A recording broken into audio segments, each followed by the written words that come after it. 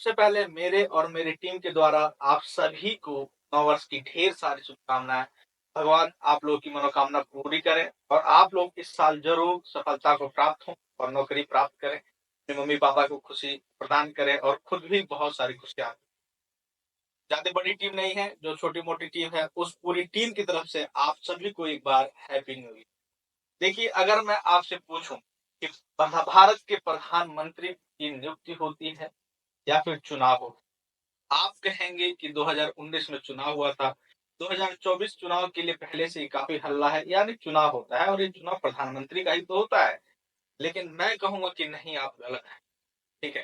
फिर मैं आपसे कहूँ कि जब भारत के राष्ट्रपति को हमने अपने राष्ट्रपति की क्लास में पढ़ा कि उनके पास कहने के लिए शक्तियाँ हैं, वास्तविक शक्तियों का वे प्रयोग नहीं करते हैं, तो आखिर वो वास्तविक प्रयोगकर्ता कौन हो सकती है? ठीक। फिर हम अगर आपको ये बताएं कि अगर कि राष्ट्रपति को जब मर्जी राष्ट्रपति जब मर्जी तब चाहे प्रधानमंत्री को हटा सकते हैं, तो आपके मन में इन सब प्रश्नों को लेकर कई सारे प्रश्न आपके मन में उत्पन्न हो। इन्हीं सब प्रश्नों का हल निकालने के लिए मैं गोपाल जी ओझा आप लोगों के बीच एक बार फिर अपने प्रधानमंत्री के चैप्टर को लेकर हाजिर हूँ, जो लक्ष्मीकांत, राजेश मिश्रा सर और अन्य अति महत्वपूर्ण जो पुस्तकें आपने नाम सुना है, को समाहित किए हुए ये क्लास लगती है, आपको पता है। तो हेलो दोस्तों, स्वागत है एक बार फिर आपका अपने चैनल पर। ज़्यादा देरी न करते हुए शुरू करते हैं प्रधानमंत्री की क्लास को। देखिए, प्रधानमंत्री के बारे में हम आपको बताएँ तो आपको आपने राष्ट्रपति क्लास में पढ़ा है कि राष्ट्रपति राज्य का प्रमुख होता है, संवैधानिक प्रमुख होता है, किंतु शक्तियों का वास्तविक प्रयोगकर्ता कौन है? प्रधानमंत्री है। प्रधानमंत्री से संबंधित कुछ महत्वपूर्ण आर्टिकल है, वो हम लोग समझेंगे। फिर समझेंगे कि इसका चुनाव वगैरह कैसे होता है, क्या होता है। हमारी एक क्लास है, उस क्लास अगर आपको आई बटन पे आ रही तो आप उसे क्लिक करके ज़रूर देखें। उससे आपको एक कहानी के माध्यम से पूरा कॉन्सेप्ट क्लियर हो जाएगा। क्योंकि अगर वास्तविकता में अगर आप देखें तो वास्तविकता में कुछ और होता है और जो संवैधानिक रूप से कही जो थ्योरी है वो कुछ और होती है। तो जब हम लोग पढ़ते हैं तो थ्योरी पढ़ते हैं और जब हम लोग उत्तर मारेंगे तो थ्योरी के अनुसार ही उत्तर मारेंगे। अगर आपसे पूछेगा कि प्रधानमंत्री की चुनाव होता है, नियुक्ति होती है या क्या होता है, तो आपको मानना है कि प्रधानमंत्री की नियुक्ति होती है कि राष्ट्रपति करता है। कैसे क्या है वो हम समझेंगे ही, लेकिन आप वहाँ यह नहीं मार सकते हैं कि चुनाव होता है, जबकि व्यवहारिक रूप में क्या है वो भी हम समझेंगे। ठीक है, तो चलिए शुरू करते हैं। देखिए, अनुच्छेद 74 अनुच्छेद 74 में कहता है कि राष्ट्रपति को सहायता के लिए, ठीक है, राष्ट्रपति की सहायता देने के लिए एक मंत्रिपरिषद होगी और जिसका प्रमुख प्रधानमंत्री होगा। ठीक है, ये पहला ही आर्टिकल बहुत ज्यादा, मतलब आर्टिकल जो 74 है, मोस्ट इंपोर्टेंट है कि राष्ट्रपति को सहायता देने के लिए एक मंत्रिपरिषद होगी। अगर आपके कॉन्सेप्ट क्लियर है, इसका प्रमुख प्रधानमंत्री होगा, तो फिर ठीक है। नहीं तो इस वक्त यहाँ पर आई बटन में कहीं आपको एक वीडियो का लिंक आ रहा होगा, ठीक है, मैं जिसका डिस्क्रिप्शन में भी लिंक दूंगा, आप उसको जरूर देखिए। कहानी के माध्यम से आपके दिमाग में ऐसा बैठेगा कि फिर कभी नहीं भूले। ठीक है, क्योंकि आपको थ्योरी ही पढ़ना है, आपको नंबर ही चाहिए। ठीक है, राष्ट्रपति इसकी सलाह के अनुसार काम करता है, किसके? इस मंत्रिपरिषद के और प्रधानमंत्री के। ठीक है, हालांकि राष्ट्रपति पुनर्विचार के लिए कह सकता है। मान लीजिए इन लोगों ने कोई एक सलाह दिया कि मान लीजिए राष्ट्रपति शासन लागू कर, ठीक है, तो राष्ट्रपति को लग रहा है कि नहीं भैया ये तो आपकी सलाह गलत है, तो वो वापस भेजेगा कि आप जो है इस पर दोबारा पुनर्विचार करिए। ठीक है, ये लोग मंत्रिपरिषद और प्रधानमंत्री की जब मीटिंग होगी, अगर उस पुनर्विचार में जो वो संशोधन कुछ भेजा होगा कि इसमें चेंज करिए या ऐसे करिए वैसे करिए, मानना चाहे तो ठीक है, नहीं मानते उसको पुनः वैसे ही भेजते हैं, तो राष्ट्रपति उसको मानने के लिए बाध्य है। ठीक है, देखिए, राष्ट्रपति पुनर्विचार के बाद दी गई सलाह के अनुसार ही कार्य करेगा, वो बाध्य है, उसको मानना ही पड़ेगा कि वो जो भी सलाह दी गई हो। अनुच्छेद 75 का 3 खंड है। इसमें पहला जो खंड है वो कहता है कि प्रधानमंत्री की नियुक्ति राष्ट्रपति करेगा। ये आप एकदम ऐसे याद रखिएगा, जैसे मर्जी वैसे याद रखिएगा, लेकिन याद रखिए। ठीक है, ये याद रखना बहुत जरूरी है। प्रधानमंत्री की नियुक्ति राष्ट्रपति करता है और प्रधानमंत्री की सलाह पर अन्य मंत्रियों की नियुक्ति करता है। प्रधानमंत्री की सलाह पर अन्य मंत्रियों की भी नियुक्ति करता है। मैं फिर कह रहा हूँ, उस वीडियो को जरूर देखिएगा, उससे काफी कुछ कॉन्सेप्ट क्लियर हो जाएगा अगर नहीं क्लियर है तो। ठीक है, वो कहानी के माध्यम से है, आपको कुल मिला जुला कर नंबर लाने से। बात की जाए अनुच्छेद 75(2), तो मंत्री राष्ट्रपति के प्रसाद पर्यंत पद धारण करते हैं।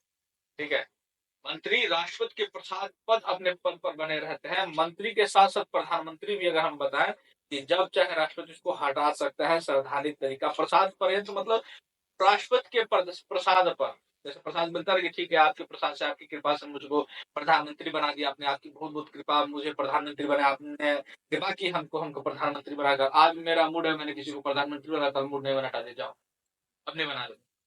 वैसा प्रसाद पर है, ठीक है? कि राष्ट्रपति के प्रसाद पर है, तो मंत्री और प्रधानमंत्री जो है पद धारण करते हैं। तीसरा आर्टिकल 75 का 3 क्या कहता है? मंत्रिपरिषद लोकसभा के प्रति सामूहिक रूप से उत्तरदायी होंगे। ये तीनों के तीनों आर्टिकल जो है बहुत ही ज्यादा अति महत्वपूर्ण है। क्या है? अति महत्वपूर्ण है ये तीनों आर्टिकल, और इसके अंदर दिए गए जो बातें मैंने बताई। क्या मोस्ट मोस्ट ठीक है, मोस्ट मोस्ट क्लियर है? चलिए, मोस्ट मोस्ट अपने अगले पेज पे चलते हैं, देखते हैं हमारा इससे संबंधित अन्य। अब देखिए, प्रधानमंत्री की नियुक्ति राष्ट्रपति के द्वारा। तो हम आपको बताएं कि भारत जो है कुछ संसदीय क्षेत्रों में बटा है, कुछ राज्यों में बटा है, हर राज्य के अंदर विधानसभा के क्षेत्रों में बटा हुआ है। तो अगर बात की जाए भारत के, आपके एक नक्शा मैं बनाने का प्रयास कर रहा हूँ। मान लीजिए भारत है फॉर एग्जाम्पल, तो इसमें कुछ, अभी मान लीजिए 550 सीट, ठीक है? 550 सीटों में इसको बांट रखा है। क्लियर? 550 सीटों में इसको छोटे छोटे छोटे बांट रहे। नई दिल्ली है, नई दिल्ली को 7 सीटों में बांटा हुआ है, 7 लोकसभा सीटों में बांटा हुआ है, ठीक? जिस भी दल के पास, चाहे वो गठबंधन से हो, चाहे वो खुद अपने आप में, जिस भी गठबंधन के पास 51%, या कहेंगे 50+1 अगर जिसके पास वोट है, ठीक है, वो क्या होता है, उसकी सरकार बनती है। 550 है तो 225 आधा हो गया, ठीक? 226 जिसके पास सीट है वो सरकार बनाएगा, चाहे वो गठबंधन से बना है, ठीक है, चाहे वो अकेले प्राप्त दल ने कोई हासिल, ठीक? तो जो ये 226 जिसने भी ये हासिल किया है, ठीक है, जिसके पास भी जितने चाहे गठबंधन, ये लोग आपस में मिलकर, वे दल आपस में मीटिंग करेंगे, और मीटिंग में ये लोग बैठेंगे और डिसाइड करेंगे कि इनका प्रधानमंत्री कौन होगा, ठीक है? ये लोग आपस में डिसाइड करेंगे कि ये प्रधानमंत्री है, हमने इस इंसान को, इस लाल वाले आदमी को, सबने डिसाइड किया कि इसको प्रधानमंत्री बनाना है। इन्होंने इसका नाम रेफर किया जिसको, प्रेसिडेंट साहब, ठीक है? प्रेसिडेंट को, प्रेसिडेंट ने कहा कि अच्छा अच्छा, आप सभी लोगों ने मिलकर इसको डिसाइड किया, ठीक है? प्रेसिडेंट कहेगा क्या कि चलो तुमको हम नियुक्त करते हैं, तो ये वाला आदमी जो है आ जाएगा प्रधानमंत्री। क्लियर है? तो प्रधानमंत्री बना दीजिए, नियुक्त कर दिया इसने, प्रधानमंत्री राष्ट्रपति ने, ठीक है? ये जो है एक ही दूसरा पहलू है इस जो संविधान में जो लिखा गया उसका, या जो आपके जो परंपरागत रूप से अपनाया जाता है। लेकिन कुछ इसमें परिवर्तन है। अब परिवर्तन क्या है, जो कि वर्तमान की दृष्टि से देखा जाए, तो हर, मान लीजिए 550 मैंने बताया फॉर एग्जाम्पल, ताकि आपको आसानी से याद रखे रहे, 550 है बीच वक्त, ठीक है? 550 में देखिए इस वक्त मान लीजिए बीजेपी, बीजेपी, ठीक, बीजेपी, कांग्रेस, कांग्रेस, ठीक है, एक एसपी ले लीजिए, बीएसपी ले लीजिए, जो मर्जी हो, ठीक है? ये सब पार्टीज हो गए। बीजेपी ने अपना जो है, कांग्रेस ने, अभी तो मान लीजिए सभी लोग एक साथ मिलकर है, इन लोगों ने एक एक अपना जो है एक अलग से ही गठबंधन करके नाम बना रखा है, ठीक है? इन लोगों ने अपना जो है कैंडिडेट घोषित कर दिया कि हम जीते तो हम इस व्यक्ति को प्रधानमंत्री बनाएंगे। क्लियर है? इन्होंने घोषित कर दिया। मान लीजिए बीजेपी ने कहा कि अगर हम जीते तो हम इस आदमी को जो है क्या बनाएंगे, पीएम बनाएंगे। यानी अब एक नया चलन है, तो ये लोग चुनाव के पहले ही आम लोगों को, नागरिकों को रुझाने के लिए, जो भी तरीका हो, जो भी इनका पीछे रीजन हो, ये लोग क्या करते हैं कि पहले ही प्रधानमंत्री का चेहरा घोषित कर देते हैं, और जब जीत कर आते तो उसको राष्ट्रपति को भेजते हैं कि यही हमारा नाम है, इसको प्रधानमंत्री बनाना है। राष्ट्रपति उसको क्या करते हैं, नियुक्त करते हैं, ध्यान रखिएगा, क्लियर है, अपॉइंट करते हैं। देखिए, सरकार की संसदीय व्यवस्था के अनुसार राष्ट्रपति लोकसभा में बहुमत प्राप्त दल, हमने आपको बताया जिसके पास बहुमत होगा, बहुमत कब होगा, 550 का आधा 50% और प्लस एक सदस्य, ठीक है? जिसके पास भी रहेगा उसके नेता को प्रधानमंत्री नियुक्त करता है। परंतु यदि लोकसभा में कोई दल स्पष्ट बहुमत में ना हो तो राष्ट्रपति प्रधानमंत्री की नियुक्ति अपने व्यक्तिगत विवेक की स्वतंत्रता के अनुसार प्रयोग कर सकता है। यह हमने राष्ट्रपति जब पढ़ा था, तो राष्ट्रपति पढ़ते वक्त उसके विवेकाधीन शक्तियों के बारे में पढ़ा था, तो यह बात पढ़ी थी, ठीक है? ऐसी स्थिति में राष्ट्रपति सामान्य में सबसे बड़े दल या गठबंधन के नेता को प्रधानमंत्री नियुक्त करता है, और उसे 1 माह के भीतर सदन में विश्वास मत हासिल करने के लिए कहता है। ये ध्यान रखिए, कितने माह के भीतर, 1 माह के भीतर, ये मोस्ट इंपोर्टेंट है, याद रखिए।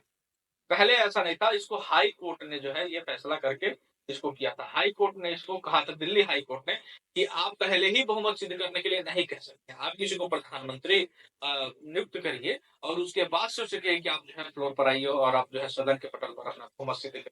ठीक है, तो फिर इसको अपनाया गया। चलिए देखिए, 1980 में, देखिए 1980 में दिल्ली उच्च न्यायालय ने कहा कि संविधान में आवश्यक नहीं है कि एक व्यक्ति प्रधानमंत्री नियुक्त होने से पूर्व लोकसभा में अपना बहुमत सिद्ध करे। हमने आपको बताया, राष्ट्रपति को पहले प्रधानमंत्री नियुक्त करना चाहिए, तब यथोचित समय सीमा के भीतर उसे लोकसभा में अपना बहुमत सिद्ध करने के लिए कहना चाहिए। और ये आप हमने पिछले पेज पर बताया है, 1 माह के अंदर उसको अपना क्या सिद्ध करना होगा, बहुमत सिद्ध करना। ठीक है, उसके बाद से 1997 में सुप्रीम कोर्ट ने कहा था, उसने अपने फैसले में कहा कि किसी भी व्यक्ति को पीएम बनाया जा सकता है, मंत्री बनाया जा सकता है, चाहे वह चुनकर आया हो या नहीं आया, लेकिन कब तक के लिए, 6 महीने के लिए।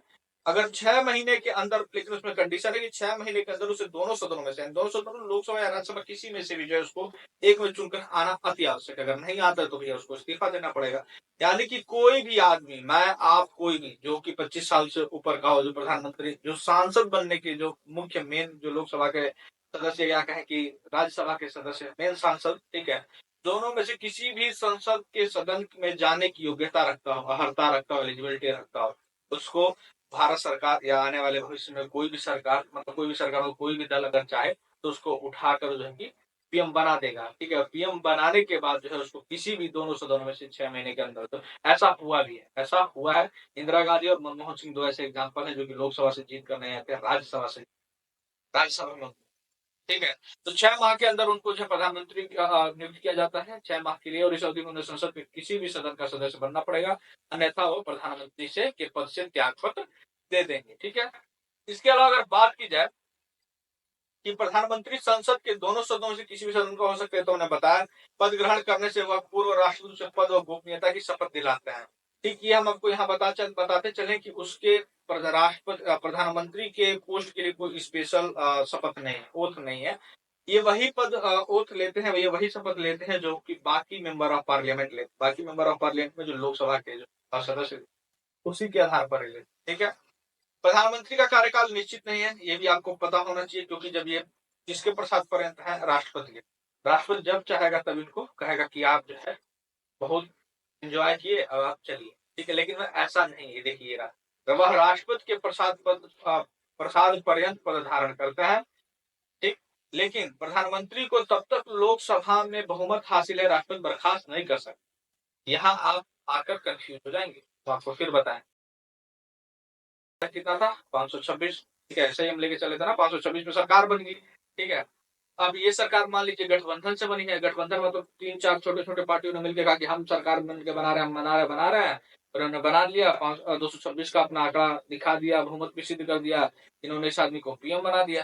ठीक है, और फिर ये वाली पार्टी जो है, ये वाला जो है पार्टी, ये आपस में गुस्सा हो गए कि नहीं नहीं, हम तुम लोग के साथ काम नहीं करेंगे, तुम लोग जाओ, मेरे पास 5 एमपी है, मैं अपने 5 एमपी को वापस।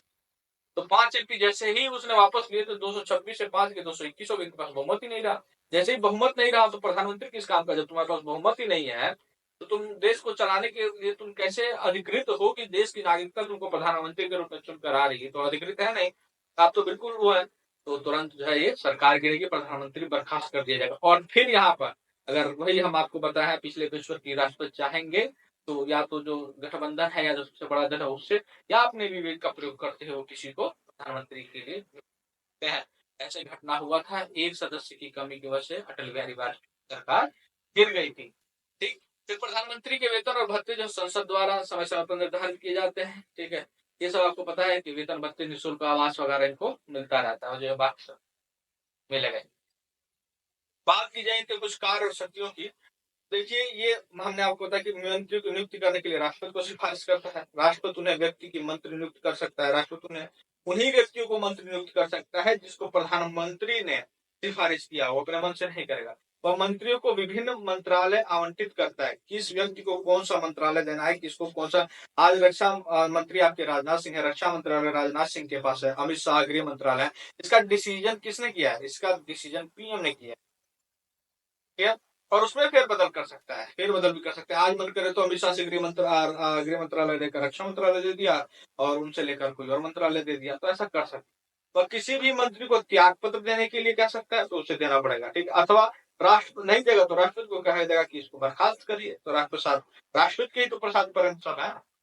प्रसाद तो राष्ट्रपति ने दिया ना कि लो तुम रक्षा मंत्रालय संभालो, लो तुम गृह मंत्रालय संभालो, लो तुम रेल मंत्रालय संभालो। अब इन्होंने किसी से कहा कि आप काम अच्छे से नहीं कर रहे हैं, हमारी बेइज्जती हो रही है, हमारी सरकार का हो रहा है, मेरे पर आँच आ रही है, आप चलिए इस्तीफा दीजिए। उन्होंने कहा भैया हम देंगे नहीं। उन्होंने कहा राष्ट्रपति साहब को अपना प्रसाद वापस ले लो, अपना प्रसाद उठाएंगे, ठीक है। वह मंत्रिपरिषद की बैठक की अध्यक्षता करता है, ठीक है, उसके निर्णय को प्रभावित करता है। वह अगर त्याग पत्र दे दे तो मंत्रिमंडल बर्खास्त कर सकता है। मंत्रिमंडल और मंत्रिपरिषद क्या है, इसको लेकर हम अगला चैप्टर आएंगे, जो कि अपने आप में एक चैप्टर है। उस वक्त हम वहां पर आपको बताएंगे मंत्रिपरिषद और मंत्रिमंडल में क्या अंतर है, दोनों क्या है, ठीक। क्योंकि प्रधानमंत्री यहाँ किया जाएगा तो प्रधानमंत्री को हम समझते हैं। प्रधानमंत्री मंत्रिपरिषद का प्रमुख होता है, अतः जब प्रधानमंत्री त्याग देता है, त्याग पत्र देता है, ठीक है, या उसकी मृत्यु हो जाती है, तो अन्य मंत्री भी कोई कार्य नहीं कर सकते हैं। Sorry, नहीं कर सकते हैं। प्रधानमंत्री की मृत्यु तथा त्याग पत्र से मंत्रिपरिषद स्वयं ही विघटित हो जाती है और एक शून्यता उत्पन्न हो जाती है, ठीक है। हमने बताया ये है मंत्रिपरिषद, समझ ली, ठीक है। ये कुछ लोग हैं है ना, इसमें ये है नेता अपना, सबका इन सबका नेता है, प्रमुख का हमने बताया। ये हो गया पीएम, ठीक। जब एक तरह से समझ लीजिए क्लास का मॉनिटर, ठीक है, क्लास का मॉनिटर ही जब गायब हो गया, त्याग पत्र दे दे रहा है, तो ये सब के सब की मेन यही है, जवाबदेही यही है। सब पूरे राष्ट्रपति की वास्तविक शक्तियों का प्रयोग करता भी यही है, हमने बताया। सब चीज का हेड एक तरह से देखा जाए तो लगभग लगभग सारी पावर, ठीक है। तो जब ये त्याग पत्र दे जाता है, मृत्यु हो जाती है, तो ये अपने आप जो है विघटित हो जाती है। ये लोग अपना कोई काम नहीं कर सकते हैं जब तक कि नया कोई चुन के ना आए या फिर नया चुनाव ना हो, जो भी हो, ठीक है। उसमें भी कुछ कंडीशन होता है। चलिए, राष्ट्रपति या मंत्रिपरिषद के बीच संवाद की मुख्य कड़ी हमने क्या बताया, ठीक है। अगर हम जो ये छोटे छोटे इनको पकड़ लें, ये लोग, अब मान लीजिए प्रेसिडेंट है, प्रेसिडेंट को अगर अगर मान लीजिए हिसाब लेना है, वैसे तो हिसाब लेना है, मतलब कि चोरी से हम बात करें तो हिसाब लेना है इनको, ठीक है, कि भैया क्या हो रहा है रेल मंत्रालय में, ट्रेन कैसी चल रही है, वंदे भारत का क्या हिसाब है, कितना इनकम हो रहा है, क्या हो रहा है, जो भी है, ठीक है। ट्रेन के बारे में तो ये किससे जाके फिर इनसे पूछेंगे, रेल मंत्री से। फिर अगर कुछ पूछना है, मान लीजिए गृह मंत्री से कुछ पूछना है, कुछ गृह में क्या चल रहा है, अपने देश के अंदर क्या चल रहा है, तो जाके फिर गृह मंत्री से करेंगे बात करनी नहीं, वो सीधा पूछेंगे किसको, पीएम को पकड़ेंगे, कहेंगे पीएम भैया आप इधर आइए, वो अपने पास बुलाएंगे। और राष्ट्रपति जब बुलाएंगे तो राष्ट्रपति के बुलाने पर आप अगर अगर ट्विटर वगैरह चलाते हो या देखते हो, तो जब कोई बड़ा नेता, स्पेशली नेता, पीएम वगैरह, कोई होम मिनिस्ट्री का कोई भी मिनिस्टर वगैरह जब जाता है राष्ट्रपति से मिलने, तो ये नहीं कहता कि मैं मिलने जा रहा हूँ। वो यही लिखता है कि ऑन कॉल ऑन प्रेसिडेंट, यानी कि प्रेसिडेंट ने बुलाया है तो हम जा रहे हैं। जो बुलाते हैं राष्ट्रपति साहब इधर आइए तुरंत, तो इसमें से पीएम जाएंगे तुरंत, हाँ साहब बताइए, अब तो क्या है भैया, वंदे भारत के हिसाब क्या है, तो ये हिसाब देंगे, ठीक है। गृह मंत्रालय में क्या हिसाब चल रहा है तो देंगे, विदेश मंत्रालय में क्या चल रहा है, रूस के साथ आजकल क्या संबंध चल रहा है, तो उसका हिसाब देंगे। थ्योरी ये है, जबकि ऐसा कुछ व्यवहार में, वास्तविकता में सारी पावर इसके पास है। ये कोई जवाब नहीं देने जा रहा है, ना ये मांगेंगे, इनको कोई मतलब नहीं है। इन्होंने फाइल बना के दे दिया कि लो साइन करो, देंगे अच्छा जी लाओ साइन करता है। बहुत बड़े घर में रखना, जिसे प्रेसिडेंट हाउस कहते हैं अपने हिसाब से। ऐसा नहीं है कि रबर स्टैंप है, जो कि आरोप लगता है, इसके पास कुछ पावर है, जो हमने प्रेसिडेंट वाले चैप्टर में पढ़ा भी है। उसके बावजूद भी भारत के राष्ट्रपति के पास उतनी शक्तियां नहीं जितनी की प्रधानमंत्री के पास है। लेकिन थ्योरी जो हमने आपको बताया, वो थ्योरी आपको समझ में आना जरूरी है। चलिए, हमने आपको बताया कि जो है मंत्रिपरिषद और आपके राष्ट्रपति के बीच संवाद की कड़ी होता है, ठीक है। ये जो है राष्ट्रपति को संसद का सत्र आहूत करने और सत्र अवसान संबंधी परामर्श दे देता है कि आप संसद को बुलाना है या संसद को विघटन करना है, सत्र को। वह किसी भी समय लोकसभा विघटित करने की सिफारिश राष्ट्रपति से कर सकते, ठीक है। ये उसकी कुछ शक्तियां हैं। और अन्य शक्तियों की बात की जाए अगर प्रधानमंत्री के, तो वो सभा पटल पर सरकारी नीतियों की घोषणा करता है। जितनी भी नई सरकारी नीतियां अगर घोषणा करनी होती है पीएम खुद करते हैं, अधिकतर जो बड़ी वगैरह होती हैं, आप देखते होंगे संसद वगैरह में। उसके अलावा नीति आयोग, राष्ट्रीय एकता परिषद, अंतर्राज्यीय परिषद, राष्ट्रीय जल संसाधन परिषद तथा अन्य इत्यादि संस्थाओं का अध्यक्ष है। वह केंद्र सरकार का प्रमुख प्रवक्ता भी है, ठीक है। वो मतलब अगर संसद में खड़ा होकर बोल रहा है तो सत्ताधारी दल का प्रमुख नेता भी है, ठीक है, वो बोल रहा है, ठीक है, वो देश को प्रतिनिधित्व कर रहा है। प्रधानमंत्री, पीएम, चाहे कोई भी हो, किसी भी पार्टी, किसी भी दल का हो, जब उस पोस्ट पर होता है तो देश का प्रेसिडेंट कर रहा था, देश को रिप्रेजेंट कर रहा था, देश को रिप्रेजेंट कर रहा होता है, ठीक है। तो वो ये पद अपने आप में जो है बहुत उत्तरदायित्व रखने वाला तथा बहुत इंपॉर्टेंट पद। वह आपातकाल के दौरान राजनीतिक स्तर पर आपदा प्रबंधन का प्रमुख है।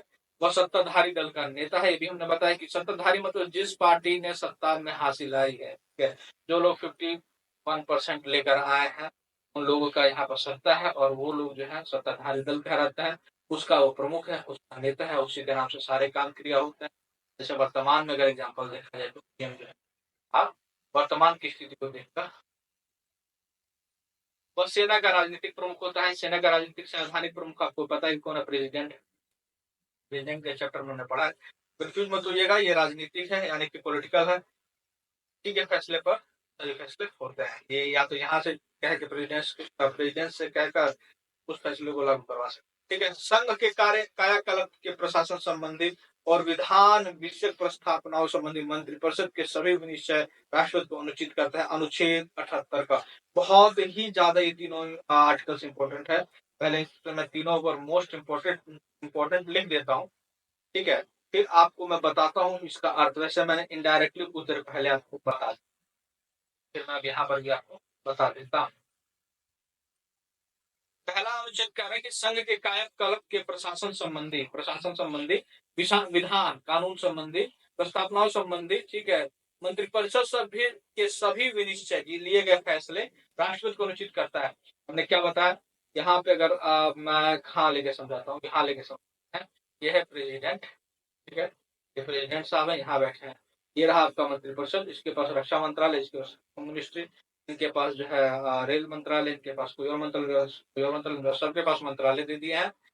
सबको जो है फलाना ढिमकाना मंत्रालय देकर ये बैठ के आपके पीएम साहब।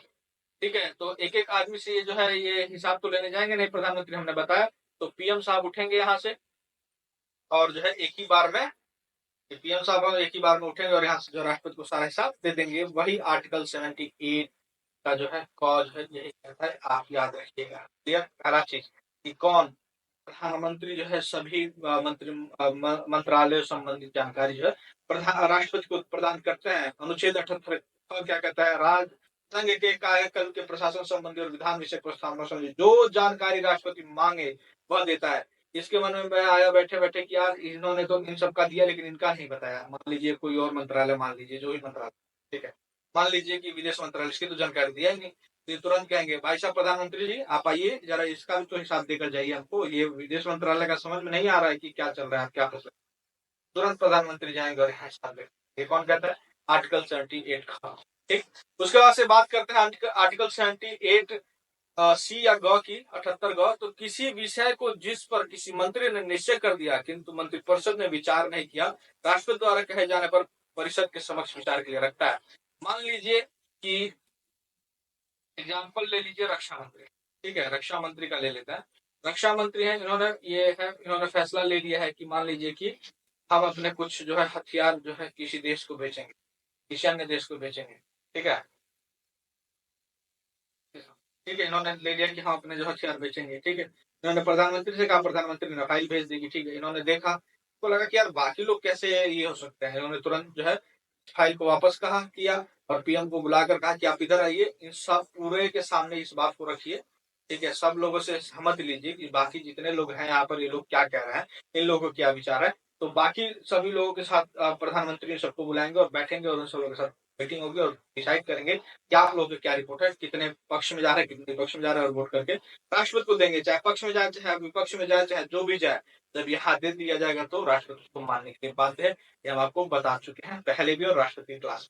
ठीक है, लेकिन ये जो अब तक हम कहानी बताए आराम आराम से समझा रहे हैं, उसका एकमात्र यही मकसद है कि आपके भेजे में दिमाग में। ठीक है, ये तो उसकी शक्तियां रही। और अगर बात की जाए अनुच्छेद 78 का और ख ग की, तो उसके शक्तियों के साथ साथ प्रधानमंत्री के कर्तव्य है। This is most important. कुछ ज्यादा ही हमने इसको इंपॉर्टेंट के चक्कर में जाए बोला कर दिया। ठीक है, मोस्ट इंपॉर्टेंट है। ठीक है, ये याद रखिएगा, प्रधानमंत्री का कर्तव्य, ये तीनों कर्तव्य हैं कि वो जाकर राष्ट्रपति को सूचित करे। इसीलिए राष्ट्रपति के पास पावर है, संवैधानिक रूप से कम कहने के लिए है। तो राष्ट्रपति साहब इधर आओ, ये लो प्रसाद, चलो पद पर दो प्रसाद, जाओ यहाँ से। ठीक है, मेरे हिसाब दो क्या चल रहा है, उस मंत्रालय का हिसाब दो। ठीक है, चलो राष्ट्र, ऐसा पावर है ना। व्यवहार में क्या हो रहा है उसको छोड़िए, लेकिन व्यवहार में आपको भी पता है कि ऐसा कुछ नहीं होता है। सारी की सारी पावर इस व्यक्ति के पास है, पीएम के पास। जो भी पीएम का पद धारण करता है उसके पास अथाह पावर, अथाह, जितना आप कल्पना नहीं कर सकते। लेकिन फिर भी वो कहीं ना कहीं बंधा हुआ है। वो हम न्यायपालिका पढ़ेंगे तो सुनिए। चलिए बात करते हैं। टॉपिक खत्म होने वाला, छोटा सा टॉपिक था लेकिन लेंथी हो गया आपको समझाने के। देखिए अगर कार्यवाहक सरकार की बात की जाए तो भारतीय संविधान में कार्यवाहक सरकार कोई संबंधी प्रावधान नहीं है, ठीक है। लेकिन फिर भी इसका जिक्र आता है तो आपको बताना जरूरी हो जाता है। कोई प्रावधान नहीं है। क्या है इसमें?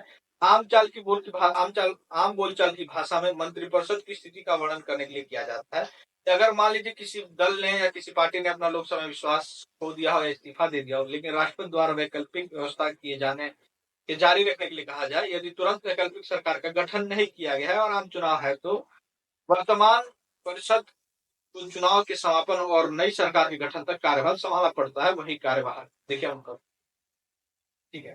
देखिए क्या है, ये है सरकार। 52% वही 226 है। ये सरकार है। एक आदमी गायब हो गया या सरकार गिर गई, ठीक है, इन्होंने इस्तीफा दे दिया, ठीक। तो अब इस्तीफा दे और हाल ही में 5 महीने बाद चुनाव मान लीजिए, तो राष्ट्रपति 5 महीने के लिए क्या नया चुनाव करवाएगा, वो सब करवाएगा, तो ठीक है उनको दे देगा। कैसा है, आप जो है आप ही लोग कार्य संभालिए, लेकिन जो है आप कोई बड़े फैसले नहीं ले सकते। यही कार्यवाहक सरकार है। इसका संविधान में कोई प्रावधान नहीं है, ठीक है। हमने बताया ना, जैसे मान लीजिए 221 वाला था, ठीक है, लेकिन 4 साल 5 साल है अभी पूरा बाकी है चुनाव को, ठीक है, या अभी ऐसा स्थिति नहीं है, ठीक ना, कि उसको ऐसा करो, तो राष्ट्रपति अपने मन से बिठा सकता है, चुनाव के लिए कह सकता है, जो भी हो। लेकिन ऐसा कि मान लीजिए महीने भर बाद चुनाव है, तो क्या उसके लिए नौटंकी करना भैया? सरकार गिर गई है, इन्होंने इस्तीफा दे दिया, तो कह दे कि ठीक है आप चलिए। राष्ट्रपति ने, प्रेसिडेंट ने क्या कहा कि ठीक है कोई बात नहीं, हम आपका इस्तीफा तो स्वीकार करते हैं, आपकी सरकार गिर गई, लेकिन आप जो है केयर टेकर गवर्नमेंट के रूप में रहिए, शांति से रहिए, आप कुछ करेंगे नहीं, लेकिन सरकार आप कुछ करेंगे नहीं, मतलब रक्षा संबंधी मामले ये देखेगा, अन्य कुछ नहीं। नए नीतिगत वो नहीं कर सकते। देखिए इसके पास क्या पावर रहता है कार्यवाहक के पास, ये नए नीतिगत सिर्फ नियमित गतिविधियां जो डेली जो आपका रूल रेगुलेशन उससे उसको मैनेजमेंट करने के लिए होती है। राष्ट्रीय सुरक्षा संबंधित और राष्ट्रीय हित से संबंधित मुद्दों को छोड़कर किसी भी महत्वपूर्ण नीतिगत निर्णय लेने या नए उपायों और योजनाओं को शुरू करने के लिए कोई उनके पास पावर नहीं। सिर्फ और सिर्फ राष्ट्रीय सुरक्षा और राष्ट्रीय, यही सब वो देखेगी, इससे ज्यादा कुछ नहीं। पता लगा कि सरकार तो गिर गई, किसी और ने आक्रमण कर दिया किसी देश में, नहीं, तो तक के लिए कार्यभाग, ठीक है। इससे संबंधित एक कमेटी है, ताराकुंडे समिति, ठीक है। कमेटी ये बहुत इंपॉर्टेंट है, नाम याद रखिएगा। ये इसी से संबंधित उसने कुछ सिफारिश की थी। जैसे इसने सिफारिश की कि नई नीतियों की शुरुआत और घोषणा नहीं करनी चाहिए, ठीक है। वादा करना और नई परियोजनाओं को शुरू नहीं करना चाहिए। अनुदान भत्ते व वेतन वृद्धि नहीं करनी चाहिए। जो सरकारी जो सरकारी कार्यवाहक सरकारी सरकार जो कार्यवाहक सरकार है, उसके लिए इन्होंने कुछ सिफारिश की। सरकारी समारोह में मंत्रियों को भाग नहीं लेना चाहिए। ये ताराकुंड समिति ने छोटी छोटी सिफारिशें। अब अगर कुछ प्रधानमंत्री संबंधित कुछ महत्वपूर्ण टिप्पणियों की बात की जाए, तो देखिए भीमराव अंबेडकर का महत्वपूर्ण, अति महत्वपूर्ण कथन यह है कि हमारे संविधान के अंतर्गत किसी कार्यकारी की यदि अमेरिका के राष्ट्रपति से तुलना की जाए, यानी अमेरिका के राष्ट्रपति के पास जितना पावर है, तो पता है अमेरिका के राष्ट्रपति बहुत पावर है, बहुत फैसले लेता हो, तो भारत के प्रधानमंत्री है। ने क्या कहा, संवैधानिक रूप में जो बड़े आएंगे राष्ट्रपति बुला के कह दे रहा है, ऐसे कर दे रहा, प्रसाद दे दे रहा है, जो भी सिर्फ सैद्धांतिक या संवैधानिक ही है। असली पावर तो प्रधानमंत्री के पास है, ना कि राष्ट्रपति के। देखिए मैं नहीं कह रहा हूँ, और वो भी जो कहा वो भी मैं ही नहीं कहा, वो संविधान ने कहा और ये भीमराव अम्बेडकर कह रहा है, और व्यवहारिक रूप में यही है। तो इसको भी दिमाग में बिठा कर रखिएगा, कंफ्यूजन।